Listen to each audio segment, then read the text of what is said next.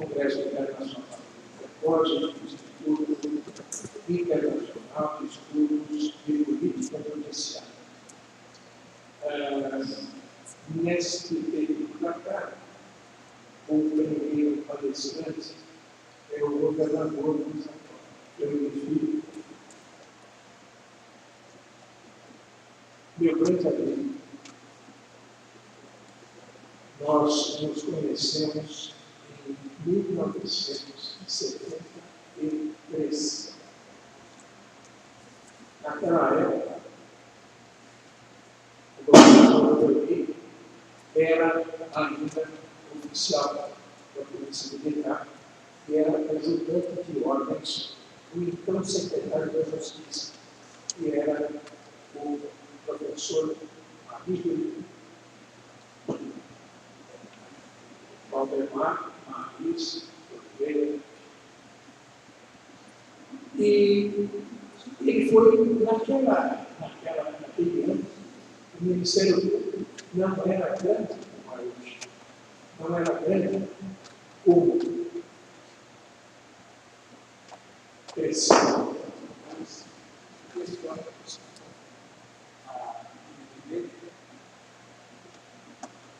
Foi dirigente lá no meio da Associação Paulista do Ministério Público, depois da Associação Nacional do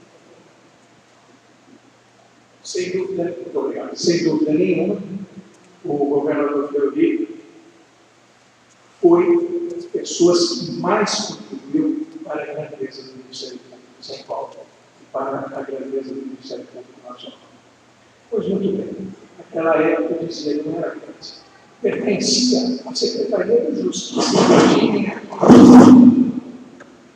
Imaginem os estudantes que se colocam no Ministério Público como uma das partes da Secretaria de Justiça. Isso, naturalmente, depois rendeu uma brincadeira que eu faço com ele, fiz com ele. É o seguinte: eu transferi aquela visita do secretário do seu ajudante de ordens para o dia do concurso, o dia da prova. Mas, enfim, então nós fizemos um concurso juntos, ficamos amigos. E essa amizade é um segredo. O segredo é o seguinte: é que as nossas mulheres são muito amigas. Porque, na verdade, nenhum homem consegue manter uma amizade com um outro homem se as suas mulheres não. Então, esse é o segredo. Então, dessa amizade, 45 anos. E quando o governador foi escolhido para ser secretário de Segurança, ou melhor, antes disso, ele já havia eu já tinha acertado. E, então, ficamos juntos lá na Secretaria da Segurança, e depois todos se lembram o que aconteceu. O Serviço de Segurança Pública, que era a oitava, ou melhor, era a primeira preocupação do povo naquele ano de 1985, passou a ser a oitava preocupação ao fim da gestão de Luiz Antônio como secretário de Segurança. Sucesso. Que o levou a vencer as eleições em 1990. Eu vejo aqui na nossa plateia um delegado de polícia, o doutor Rogério Camargo Nader. E o doutor Rogério Camargo Nader era o último aumento significativo da Polícia Civil foi dado pelo governador Luiz Antônio Fleury. Bem, quem esteve aqui na manhã de hoje me viu falar sobre esse salão do júri. Eu, propositadamente, não falei que eu vou falar agora, porque eu havia reservado este outro segredo para este momento. quando estou apresentando, mas estou falando sobre o governador do esse motor aqui. Então, juntamente com a voz daquele outro grande procurador, para resolver o nome, as suas palavras ainda ecoam neste que é o mais belo salão do júri do Brasil, sem dúvida nenhuma. Então, não preciso dizer nada acerca do jurista Luiz Antônio Gomes. Eu me lembro que nós ainda engatinhávamos como promotores e Sua Excelência já era professor no curso do Damásio. Não precisa dizer mais nada. Isso no final dos anos 50. Então, esta facilidade de ensinar, esta facilidade de falar, que é uma característica do meu livro, vai ser a potência constatada nos momentos que agora se inicia com a palavra do governador Luiz Antônio.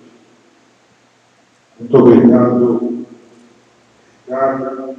Quero saudar os demais integrantes na mesa, o governador José Luiz, Gabriel Abreu, o Rui Cardoso de Melo, Douglas Sobrinho, e saudar a plateia, em especial a Sônia Duba, que nos honra também com a sua atenção e a sua audiência. Saudar a todos aqui, minhas amigas, meus amigos. Para mim é uma honra muito grande participar desse 25º Congresso Internacional da Interpol. Tive a oportunidade de participar em outras ocasiões e sempre cumprimento aqueles que são os responsáveis por esse organismo e procura exatamente estudar meios de combate à criminalidade, de prevenção ao delito e assim por diante. Eu gostaria de agradecer ao Ricardo pelas palavras e dizer que mais nos une, além do, eu me recordo muito bem, além da unidade de ideais, unidade de propósito, do intuito de bem servir sempre, também a amizade entre as nossas famílias se solidificou entre os filhos e tenho certeza de que os nossos netos e netas seguirão essa amizade perene que nós temos. Temos episódios comuns na vida profissional, temos episódios na vida pessoal também muito interessantes, alguns eu não posso revelar, mas de qualquer maneira eu gostaria de agradecer ao Ricardo pela essa amizade. Amizade também que me honro ter com o Dr. José Luiz Gabriel de Almeida, desde o seu pai, grande desembargador, um homem voltado a uma escola de desembargadores, procuradores de justiça de Jundiaí, que tem como responsabilidade ou tem como origem a figura de Jorge Luiz de Almeida, que pautou a vida de boa parte de gente extremamente importante. Vou citar apenas o Zé Renato Nali, que é discípulo direto do Jorge Luiz de Almeida. E tive a oportunidade de conhecê-lo ainda subprocurador de Justiça do Ministério Público, quando ingressei na instituição. Mas, meus amigos, realmente eu me orgulho muito do trabalho que fiz e acredito que talvez essa seja um dos maiores legados. Hoje se fala muito em legado, né? Então, um dos maiores legados que eu tenho na minha vida foi a construção do Ministério Público na Constituição de 1988, e principalmente o trabalho que fiz com o presidente da Confederação Nacional do Ministério Público, de 1981 até 1988, unificando a doutrina de Ministério Público no Brasil inteiro e construindo esse capítulo do Ministério Público. Eu tenho feito palestras no Ministério Público do Brasil inteiro. Eu costumo dizer, viu, Ricardo, que eu sou igual ao Valdir Soriano. Fora de São Paulo, eu sou um sucesso. Porque eu sou, ainda há cerca de 2 semanas, eu estive no Conselho Nacional do Ministério Público fazendo uma palestra sobre o Ministério Público e os 30 anos da Constituição. E tenho feito em várias associações do Ministério Público, e aqui também. De uns tempos para essa parte, o Ministério Público, a Associação Paulista do Ministério Público, eu presidi por 2 vezes seguidas, tem me convidado, e neste final de ano mesmo eu estarei fazendo uma palestra sobre o que era o Ministério Público, o que ele se tornou e como se tornou, e os riscos que corre em razão de alguns excessos individuais de seus integrantes. Mas eu tinha uma palestra preparada para hoje de manhã e mudei completamente a linha do que eu vou falar. Porque eu me acostumei nessas nossas sessões aqui na Interpod a fazer provocações, lançar ideias para que elas sejam discutidas e possam ser aprofundadas. Eu sempre, e digo isso até hoje, eu nunca aceito que alguém, principalmente os jovens advogados e aqueles estudantes que estejam aqui, não aceitam que eles digam, não, essa tese é impossível. Em direito não existe tese impossível, existe tese mal defendida. E eu sempre aplaudo aqueles que buscam inovar e criar alguma coisa. Direito é criativo, direito tem que ser encarado não apenas pela letra fria da lei, mas da interpretação que nós podemos dar a ela. E isso que é apaixonante na nossa profissão, seja a de advogado, de juiz, de promotor de justiça, é exatamente essa característica. É uma profissão que outro dia eu estava vendo, não como uma profissão fadada a deixar de existir, é a profissão do direito, a ciência do direito. Eu não entendo assim, que o computador ele obedece à mente humana. Não existe computador ainda capaz de pensar a respeito daquilo. O computador, você joga as hipóteses e ele decide.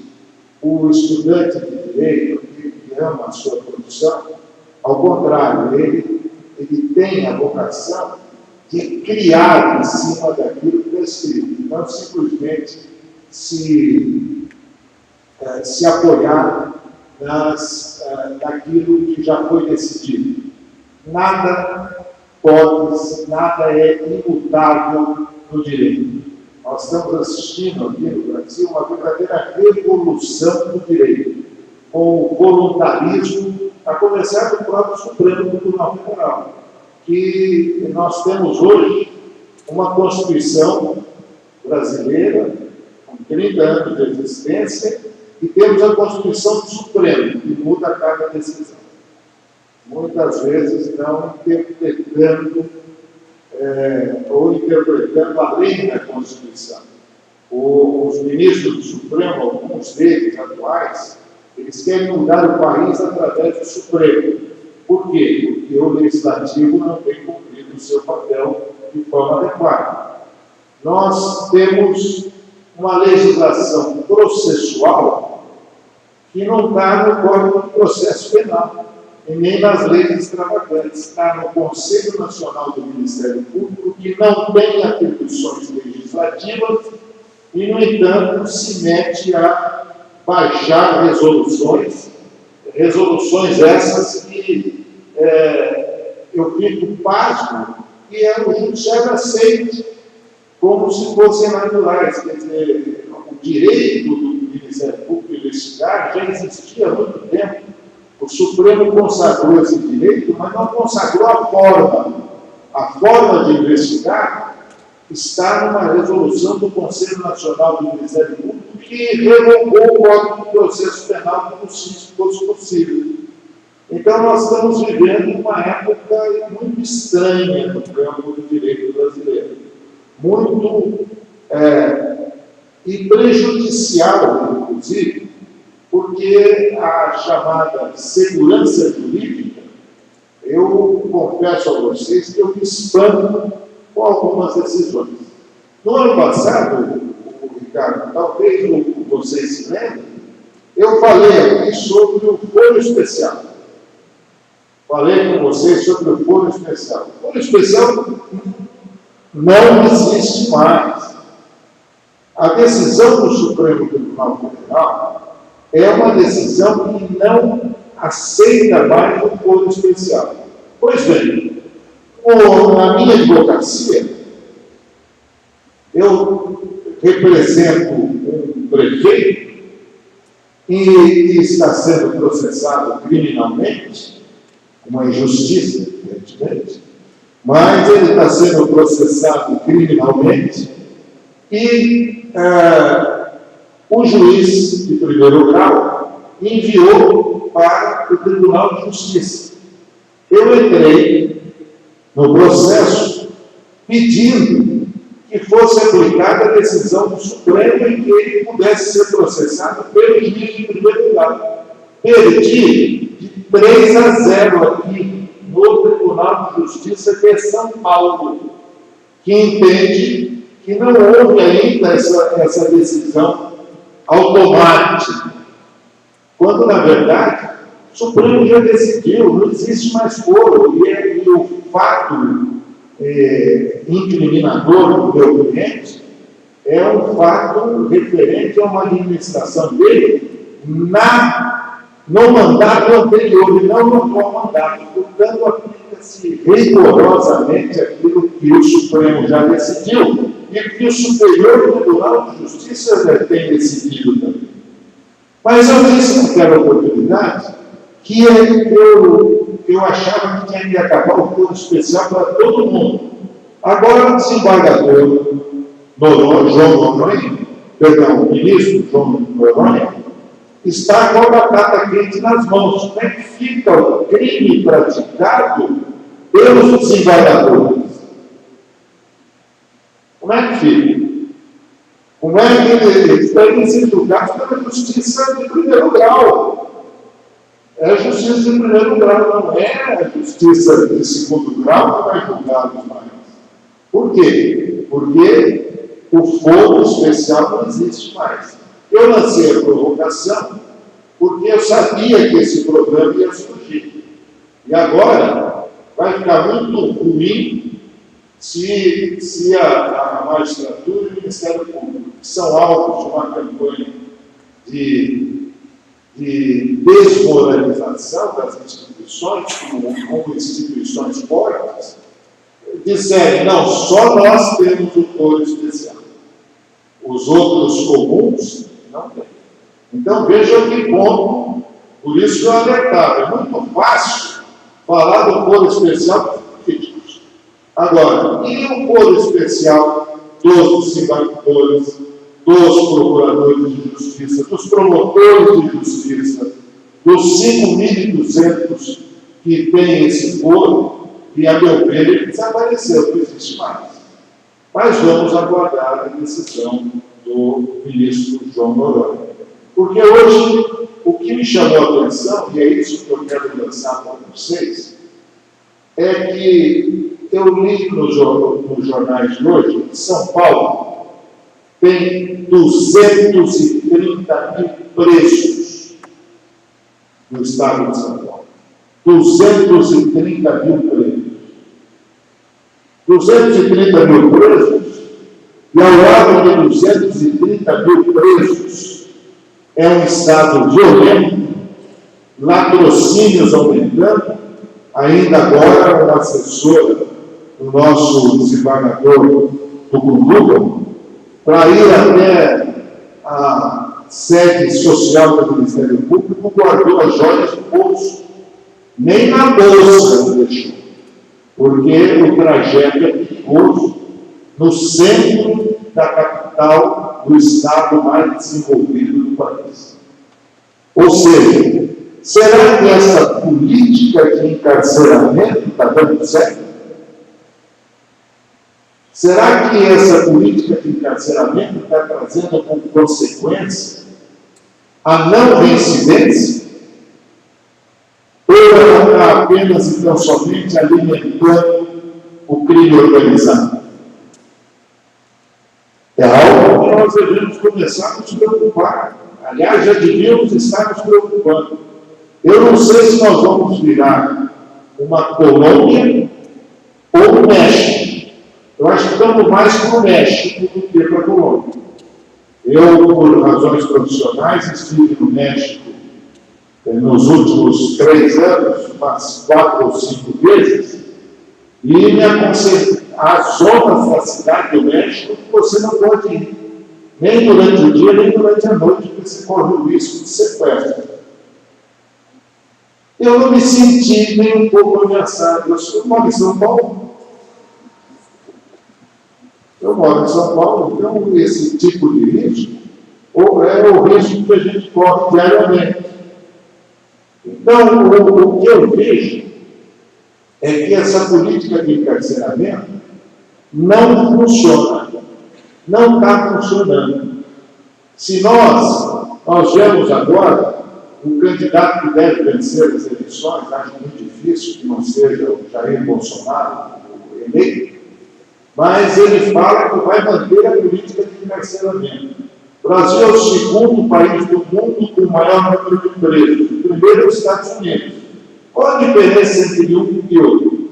Nos Estados Unidos, as penas são cumpridas, no sentido de que elas são longas, e cumpridas. Ou seja, existe o cumprimento da pena. Agora, num país que tem 230 mil encarcerados no seu principal estado e não diminui a violência, será que isso está dando certo? Quais seriam algumas medidas que poderiam ser adotadas para que nós tivéssemos algo diferente disso? Primeiro, que a política de encarceramento revela 2 falhas graves. Primeira falha, ausência de políticas sociais, principalmente voltadas para o primeiro emprego. Hoje, o jovem que vive na periferia, ele vê, de um lado, uma escola que não lhe dá condições de ascender na vida, porque o sistema, estou falando agora especificamente porque São Paulo chegou a esse ponto. Tá? Eu acho que São Paulo representa um modelo que não deu certo, que precisa ser devidamente modificado. Então, as escolas foram dizimadas por uma política de 24 anos voltada à destruição das escolas. As escolas abriam nos finais de semana, não abrem mais. As escolas tinham programas sociais para os jovens, programa de prevenção de uso de drogas premiado pela Organização das Nações Unidas. Tudo isso desapareceu, não existe mais. Isso significa que você tem gerações de jovens, e não é à toa que a faixa daqueles que estão encarcerados é cada vez mais baixa. Você tem gerações de jovens que não têm esperança de vida.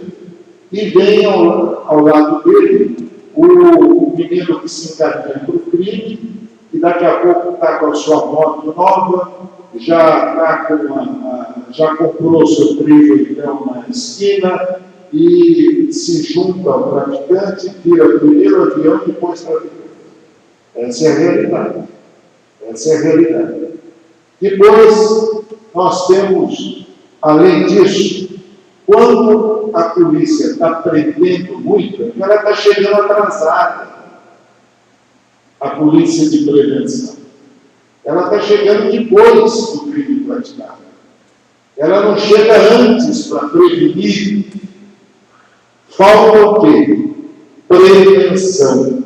Prevenção significa mais efetivo na rua, mas principalmente o uso de tecnologia que possa multiplicar os olhos da polícia, transformando cada cidade num verdadeiro Big Brother do George Orwell, no seu livro de 1984. Então, o que significa isso? Se a polícia chega mais tarde, o crime foi praticado, se houver flagrante, o flagrante é executado. Se não houver flagrante, aí se vai para a investigação. Com uma polícia civil totalmente desmantelada, sem capacidade de investigar, que investiga na base do heroísmo, porque não tem meios para isso, a sensação de impunidade cresce. Por isso que eu resolvi mudar, falar sobre isso. Falar sobre crime, impunidade e defesa social. Então, qual seria o primeiro modelo ou a primeira ação a ser levada em consideração? Primeiro, prevenção. O segredo está nessa palavra, prevenção. Todos os países que investiram somente na repressão não têm sucesso.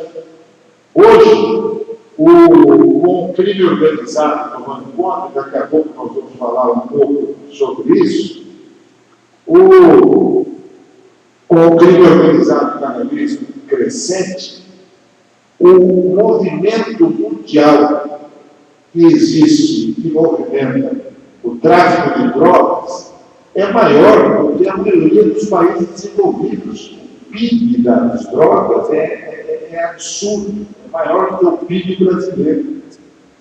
Então, é uma questão de economia também. E se é uma questão de economia, por que os bancos não detectam as fraudes que são praticadas e a lavagem de dinheiro de forma adequada? Eu dizia outro dia, numa palestra, aliás, na palestra que eu fiz para o Conselho Nacional do Ministério Público, que me espanta verificar que nem o Ministério Público, nem a magistratura tem uma estratégia de combate ao crime organizado. Qual é a proposta que foi feita pelo Ministério Público, que é o titular da ação penal, para combater o crime organizado? Como é que o Ministério Público deixou em 24 anos o PCC se tornar essa organização que se tornou? A culpa é do Ministério Público, porque é muito fácil processar político. Facílimo. Agora, então, o fim do Foro Especial vai ficar mais fácil ainda. O político não reage muito, reage legalmente, vai contratar os melhores advogados. Agora, cadê a coragem de enfrentar o crime organizado? Cadê a coragem de ir atrás da lavagem de dinheiro? Nós temos suspeito de fazer lavagem de dinheiro com mais de 80 postos de gasolina, que é prefeito na Grande São Paulo. Cadê o Ministério? Aqui, na região metropolitana, foram eleitos mais de 100 vereadores eleitos pelo PCC, com dinheiro pago pelo PCC. Nesses 24 anos, o PCC se tornou uma organização multinacional, está presente em vários países, hoje domina a América do Sul, e está tomando conta. E só diminuiu o número de homicídios em São Paulo por causa de um acordo, aliás, foram 3 acordos feitos do governo do Estado com o PCC. 3 acordos que foram feitos. E aí, no PCC também não interessa o homicídio. O homicídio chama atenção, prejudica as vendas, prejudica que a receita seja mantida. E hoje eles são, na verdade, empresários do tráfico de drogas. Então é muito fácil a gente verificar que o que está acontecendo no Brasil é perfeitamente previsível. Junte-se a isso uma legislação frouxa, no sentido da lei de execução penal. Outro dia, Ricardo, eu estava me recordando, eu era presidente da Associação do Ministério Público, da Comando, e quando foi feita a reforma penal de 84, idealizada pelo Miguel Gari Júnior e pelo Ibrahim Biac, que era o ministro da Justiça na época, envolvido no caso dos diamantes, né? O caso dos diamantes, exatamente. E a lei, quando isso saiu, eu combati o quanto pude, quer no Congresso, quer depois de debates, as modificações do Código Penal e do Código do Processo Penal, e principalmente a lei de execução penal, que era completamente fora da realidade. Completamente fora da realidade. Eu me recordo do governo Montoro, Zé Carlos Dias era o secretário da Justiça, e os presos fizeram uma greve de fome exigindo o cumprimento da lei de execução penal. Preso fazer greve para pedir a execução da lei. Quer dizer, nós chegamos no fundo do poço, isso em 86, aproximadamente. 85 foi que isso aconteceu. Então, nós já caminhamos para o fundo do poço. Quando surgiu o PCC, que muita gente diz que nasceu em 93, 94, o PCC era um time de futebol disputado no campeonato interno das penitenciárias de São Paulo. Tinha o PCC, primeiro comando da capital, tinha o segundo comando da capital, primeiro comando do interior e assim por diante.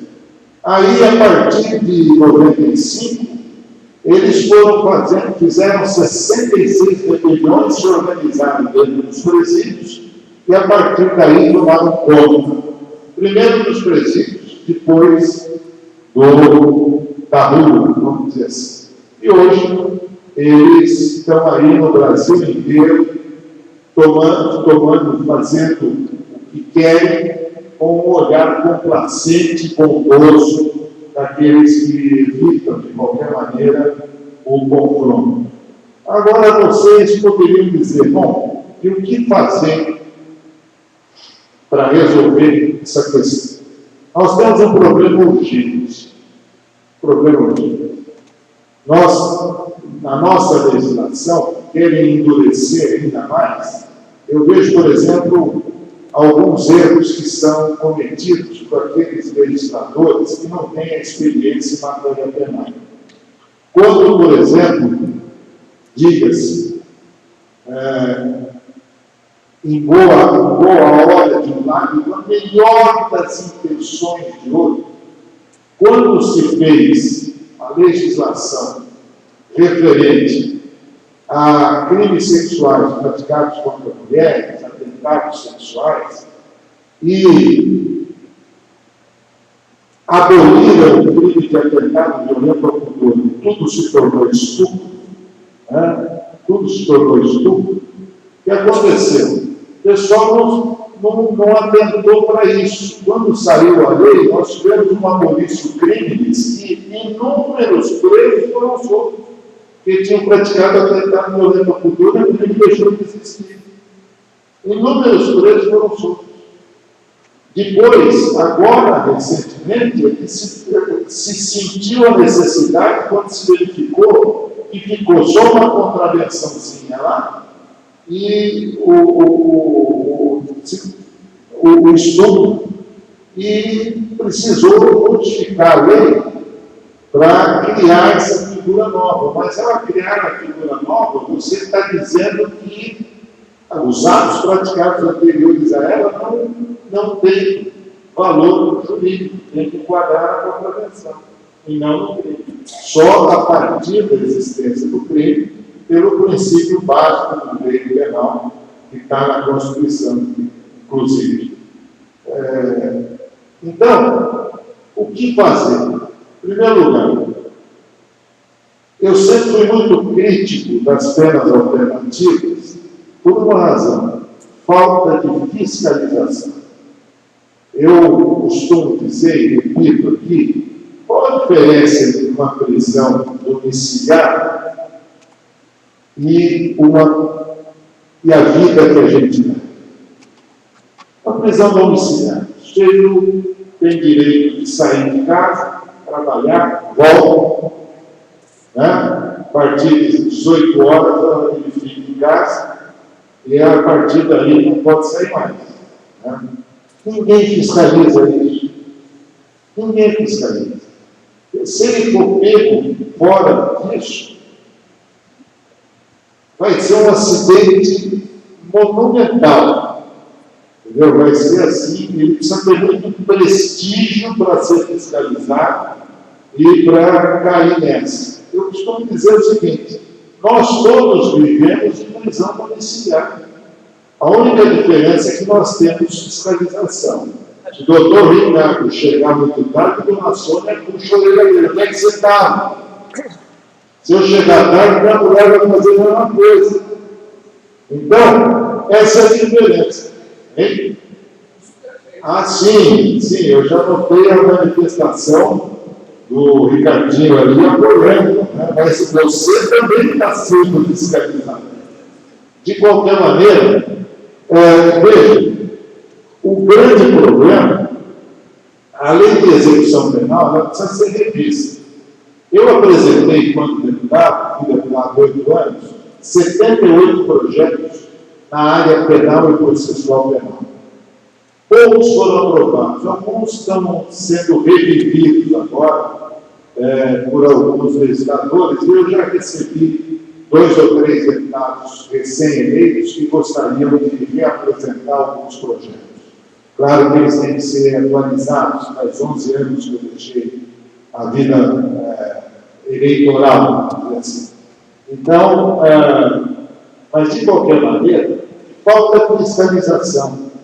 Eu defendo a tese de que, quem sabe, o Conselho Nacional do Ministério Público, ou o Conselho Nacional de Justiça, ou o próprio Tribunal de Justiça, por que não faz convênio com faculdades de direito e alunos de 4º e 5º ano de direito possam efetuar essa fiscalização?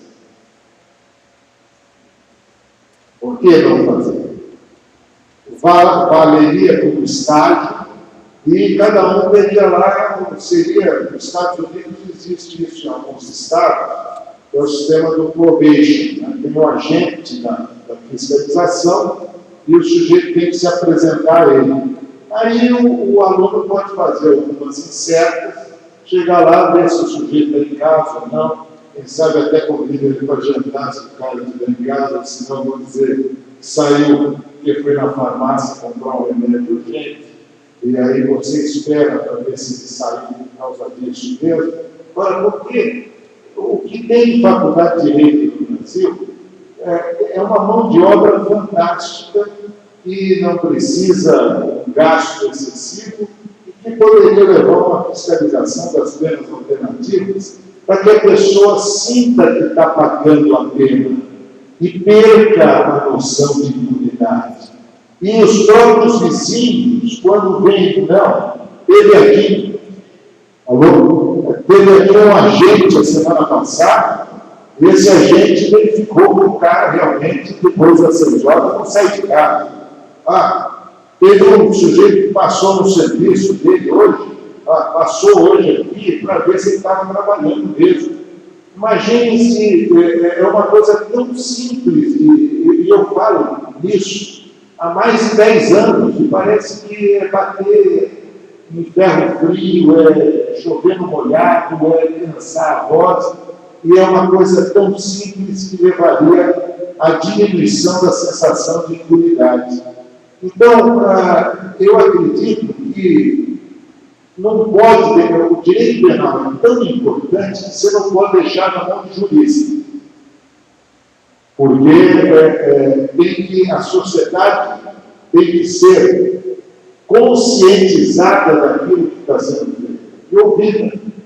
Deixou na mão do jurista, o jurista vai querer inventar, vai pegar um modelo da Noruega, que é um espetáculo, da Dinamarca, então é uma maravilha. Funciona e é uma beleza. A prisão da Dinamarca, fantástica. Celular, claro que tem na Dinamarca dentro da prisão, porque é autorizado.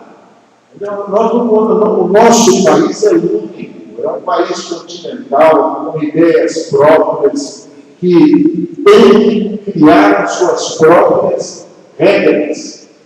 Claro que uma comparação com as regras internacionais é importante, mas ainda conversando antes do início da palestra, com o desembargador Avião, nós estávamos trocando uma ideia. Por exemplo, no Brasil não existe a possibilidade da barganha, plea bargain, que o Ministério Público faz para suspender ou isentar de pena alguém que seja alguém que colabore com o esclarecimento dos fatos. No entanto, embora não exista, está sendo aplicado no Brasil. Quer dizer, o Brasil é uma maravilha.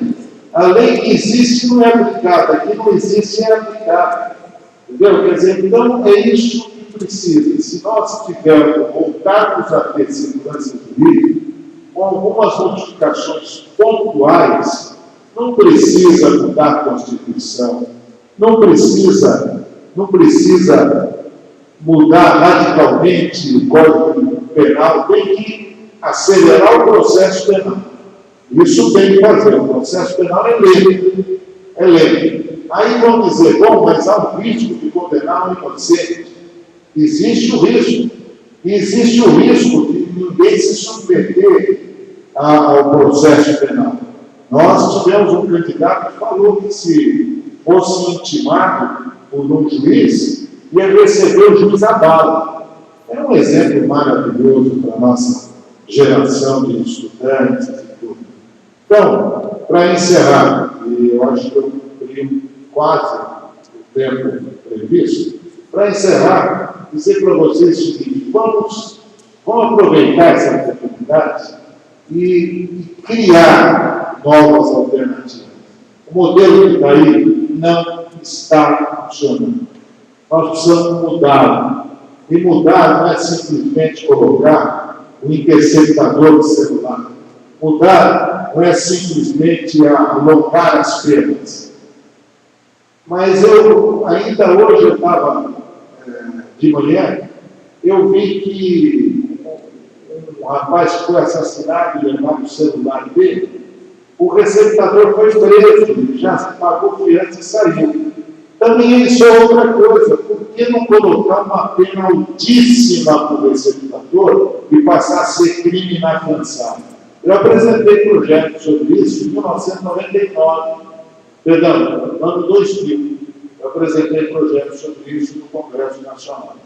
Não andou. Então, mas está aí, os meninos que estão tomando posse aí como deputado já me procuraram e um deles vai reapresentar esse projeto. Agora, isso, quando sai a notícia do jornal, incentiva a receptação, incentiva a impunidade, incentiva a prática do crime. Então, gente, eu acho que a gente tem que, primeiro, nós vamos viver um período Brasil daqui para frente, de Fla-Flu ou Corinthians e São Paulo. O ódio tomou conta desse país. O ódio. Pessoas estão desfazendo, grupos de WhatsApp estão acabando com famílias por discussão política. Ninguém admite a opinião do outro. É uma coisa maluca isso.